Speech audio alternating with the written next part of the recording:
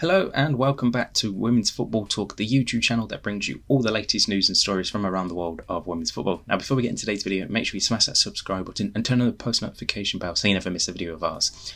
Now, earlier on today, you would have seen our transfer video mentioning some of the transfers that had already happened so far.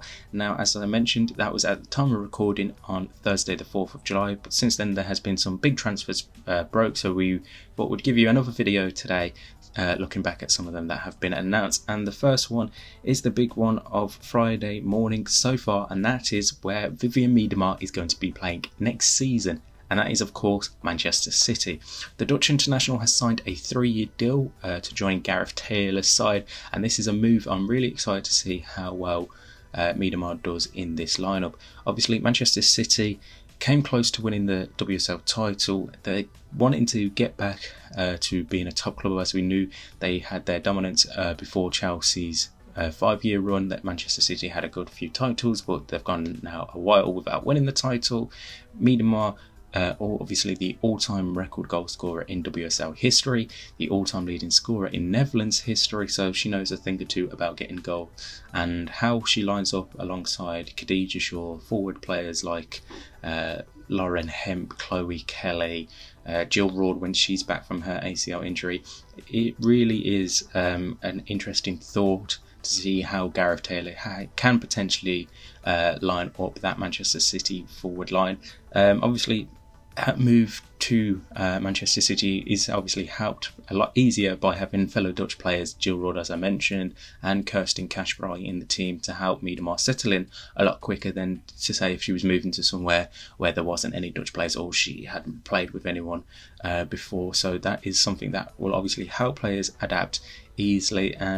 She's obviously coming back off her ACL injury and then last season, and obviously she had a bit of knee surgery as well in the second half of last season, so her game time was really limited, but this season looking to get a full pre-season behind her, no injuries, touching wood, so it's going to be a big move for her joining Manchester City. And that forward line that you could potentially have Miedema and Khadija Bunny Shaw leading the line, 130 WSL goals between them, that is going to be a nightmare for any WSL defenders, and it's going to be really interesting to see how Gareth Taylor deploys both of them and how Manchester City play next season, and can they end Chelsea's streak of 5 WSL titles in a row and bring the title to Manchester City.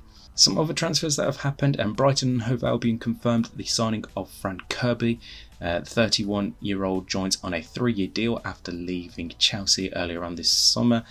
Big signing for Brighton and Hove Albion, bringing in Kirby, an excellent player. We know what she's capable to do. Obviously, in recent years, she's had a lot of problems, injury and health-wise, but we know if she's past that fully and back to her best, Fran Kirby is still one of the best players in the WSL. So I think this is a really good move for Brighton and Hove Albion.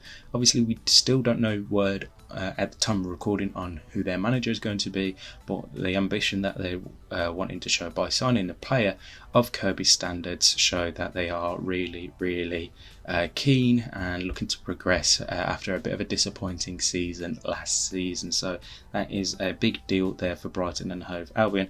And another big deal that was confirmed on Thursday evening was Barcelona confirmed the signing of Kika Nazareth from SL Benfica over in Portugal. The 21-year-old has joined the Spanish champions on a deal until June 2028. What a phenomenal talent. I mean, if you've seen her in the Champions League for Benfica, if you obviously live in Portugal and you've managed to see her playing regularly for Benfica, or if you've seen her on the international stage for Portugal, you know what a big talent she is. A lot of hype has been around her, and rightly so. She's absolutely fantastic from the games that I've seen of Nazareth play. She now goes in as the third most expensive player in the world.